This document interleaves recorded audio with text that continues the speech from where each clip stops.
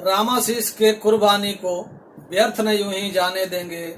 UP की बहरी सत्ता को वापस फिर न आने देंगे। हम तो तुमसे मांग रहे थे बूढ़ापे की लाठी को, तुमने हमसे छीन लिया अटेवा के एक साथी को। थोथा समाजवाद तुम्हारा यूपी में न आने देंगे। रामाशीष के कुर्बानी को व्यर्थ न यूं ही जाने देंगे। लाठी हम पर बरसाए हो शिक्षक काया रोया है। लाठी हम पर बरसाए हो शिक्षक काया रोया है। गफलत में तुम ना रहना चाणक्य कभी न सोया है। सीने में है आग हमारे यूं ही नहीं बुझाने देंगे। रामाशीष के कुर्बानी को व्यर्थ न यूं ही जाने देंगे। उस माँ का क्या दोष था जिसके लाल को तुमने छीना है। पिता से पूछो बेटा के बिन जीना भी क्या जीना है। जख्म दिया है हम सबको जो उसको नहीं भुलाने देंगे।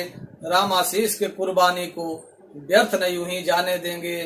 युवाओं ने सोचा था कि युवा सीएम है बात करेगा, नहीं पता था युवाओं पर पीछे से वह घात करेगा।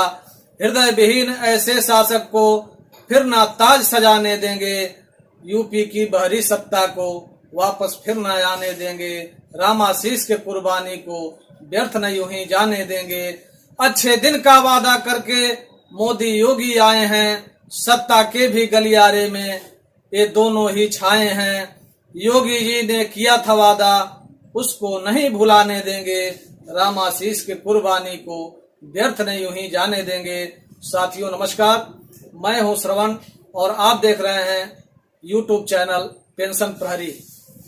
और बात हो रही है अटेवा संघर्ष गाथा की। 7 दिसंबर हम सभी के लिए मनहूस दिन था, क्योंकि इसी दिन अटेवा ने एक सिपाही खो दिया। पिछले अंक में मैंने चर्चा किया था कि जैसे ही यह पता चला कि एक साथी को हम सभी खो चुके हैं, हॉस्पिटल करोड़ रुंदन के चित्कारों से गूंज उठा। शहीद साथी की पहचान डॉक्टर रामाशीष सिंह जनपद कुशीनगर के रूप में हुई। उस समय कुशीनगर के जिला संयोजक श्री राजू यादव, जो वर्तमान में प्रदेश संगठन मंत्री हैं, डॉक्टर रामाशीष के परिवार को सूचना दी गई। पिता ने फोन उठाया। उन्होंने कहा कि मैं लखनऊ पहुंचकर ही बताऊंगा कि आगे क्या करना है। इधर सिविल अस्पताल में पेंशन विहीनों का जमवाड़ा देखकर शासन प्रशासन के हाथ पांव फूल गए। भारी संख्या में अस्पताल के बाहर पुलिस बल तैनात कर दिया गया। प्रशासन लगातार यह चाह रहा था कि अटेवा प्रतिनिधि मंडल से किसी प्रकार से शासन प्रशासन की वार्ता कराई जाए और ये जो प्रदर्शन चल रहा है हॉस्पिटल में, इसको किसी प्रकार से शांत किया जाए। अस्पताल में शिक्षक हत्या राष्ट्र हत्या, शिक्षक हत्या मुर्दाबाद, पुलिस प्रशासन मुर्दाबाद और उत्तर प्रदेश सरकार मुर्दाबाद के नारों का शोर बढ़ता जा रहा था। ठंड अपने चरम पर थी, फिर भी सभी साथी अस्पताल के मुख्य द्वार पर डटे रहे। लखनऊ के तत्कालीन डीएम और एसपी के बहुत अनुरोध करने पर बंधु जी ने उपस्थित पदाधिकारियों से विचार विमर्श के बाद निर्णय लिया कि मुख्य सचिव से वार्ता किया जाए। मुख्य सचिव से वार्ता करने के लिए प्रतिनिधि मंडल गया। मुख्य सचिव से वार्ता हुई। उनके समक्ष अटेवा प्रतिनिधि मंडल ने प्रस्ताव रखा। प्रस्ताव में कहा गया कि परिवार के एक सदस्य को नौकरी और 1 करोड़ रुपए मुआवजा तथा दोषी पुलिस कर्मियों पर कार्रवाई और साथ ही पुरानी पेंशन बहाल किया जाए। ये प्रस्ताव मुख्य सचिव के सामने रखा गया। मुख्य सचिव ने नौकरी और 5 लाख रुपए आर्थिक सहायता देने की घोषणा तुरंत कर दी। घटना की मजिस्ट्रेटी जांच के आदेश तत्काल दिया गया तथा पुरानी पेंशन की बात को मुख्यमंत्री को संदर्भित किया गया। अटेवा प्रतिनिधि मंडल ने 5 लाख के आर्थिक सहायता को ठुकरा दिया।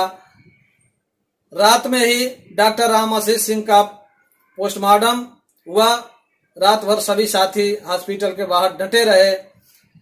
रात के अंतिम पहर में डॉक्टर रामाशीष सिंह के पिताजी परिवार के अन्य सदस्यों के साथ लखनऊ पहुंचे।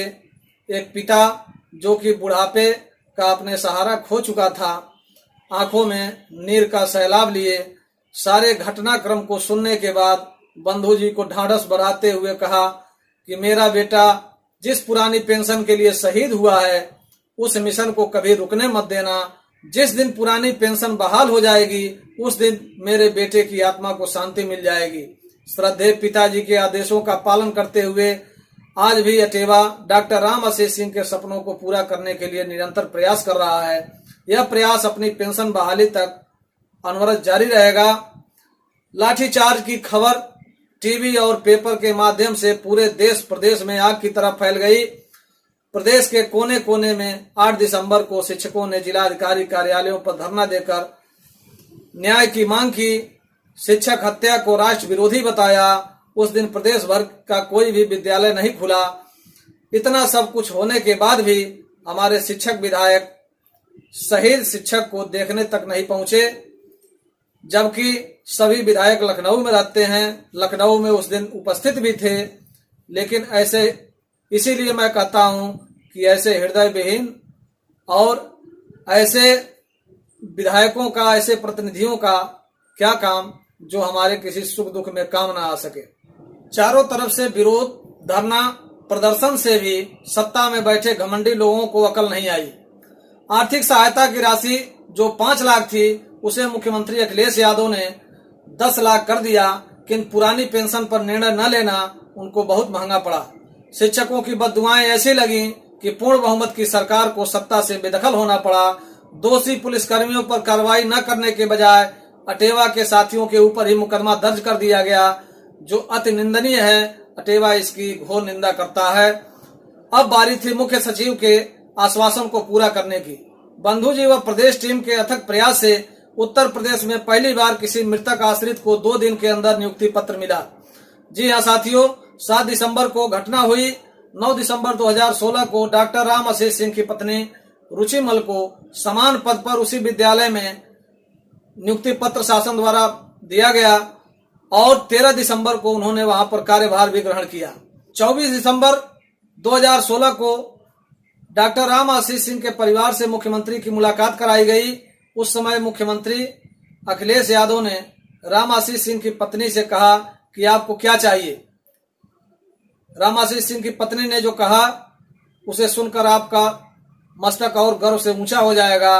उन्होंने मुख्यमंत्री जी से कहा कि मुख्यमंत्री जी, यदि आप देना ही चाहते हैं तो प्रदेश के लाखों शिक्षकों की पुरानी पेंशन बहाल कर दीजिए, जिसके लिए मेरे पति शहीद हो गए। नमन है ऐसी वीरांगना को। उन्होंने बंधु जी से अपने स्थानांतरण का अनुरोध किया कि बंधु अध्यक्ष जी, मुख्यमंत्री जी से बात करिए कि मेरा स्थानांतरण गोरखपुर कर दिया जाए। बंधु जी ने मुख्यमंत्री के समक्ष इस बात को रखा। मुख्यमंत्री ने तत्काल आदेश किया और उसका असर भी हुआ। 2 दिन के अंदर अर्थात 26 दिसंबर 2016 को उनका स्थानांतरण गोरखपुर के बालिका विद्यालय में कर दिया गया। संगठन ने अपना एक साथी खोया है जिसका मलाल हमेशा रहेगा, किंतु संगठन के अथक प्रयास से शहीद परिवार को जो सहायता हो सकता था करने का भरसक प्रयास किया गया। शिक्षक कर्मचारी संगठनों के इतिहास में पहली बार अटेवा ने प्रदेश भर के शिक्षक कर्मचारियों के सहयोग से एक बड़ी आर्थिक सहायता की राशि डॉक्टर राम आशीष सिंह के परिवार को उपलब्ध कराई। अपने शहीद साथी के लिए प्रदेश भर के शिक्षकों कर्मचारियों ने जो सहयोग किया वह अद्वितीय था। डॉक्टर राम आशीष सिंह का स्थान पेंशन विहीनों के दिल में हमेशा रहेगा। वे शहीद होकर भी लाखों लोगों की प्रेरणा स्रोत हमेशा बने रहेंगे। उनके परिवार ने जो सहृदयता दिखाई है वह अभी बहुत कम देखने को मिलता है। महाराजगंज में अभी 2019 में एक सम्मेलन हुआ जिसमें डॉक्टर राम आशीष सिंह के पिताजी और उनके भाई उपस्थित हुए और उन्होंने वहां कहा भी कि इस लड़ाई में सदैव उनका परिवार साथ है। मिशन पूरा होने तक इस आंदोलन को रुकने नहीं देना चाहिए और इसकी लड़ाई लगातार चलती रहनी चाहिए। ऐसे पिता को अटेवा कोटि कोटि प्रणाम करता है और विश्वास दिलाता है कि डॉक्टर राम आशीष सिंह का सपना अब देश के 70 लाख पेंशन विहीनों का सपना बन चुका है। अब यह कारवां पेंशन बहाली के पश्चात ही रुकेगा और डॉक्टर राम आशीष का सपना पूरा होने के पहले ये कारवां अब रुकने वाला नहीं है। अटेवा ने 16 दिसंबर 2016 को प्रदेश व्यापी प्रदर्शन का ऐलान किया। प्रदेश के अधिकांश संगठनों ने अपना समर्थन दिया। एक बार पुनः प्रदेश भर के जिला अधिकारी कार्यालयों पर धरना देकर अटेवा ने सरकार के समक्ष पेंशन सहित डॉक्टर राम आशीष सिंह को न्याय दिलाने के लिए ज्ञापन दिया। प्रत्येक वर्ष 7 दिसंबर को अटेवा अपने शहीद साथी को याद करता आ रहा है। वर्ष 2017 में कैंडल मार्च, 2018 में श्रद्धांजलि सभा और 2019 में देशव्यापी रक्तदान शिविर का आयोजन करके डॉक्टर राम आशीष के शहादत को याद किया गया।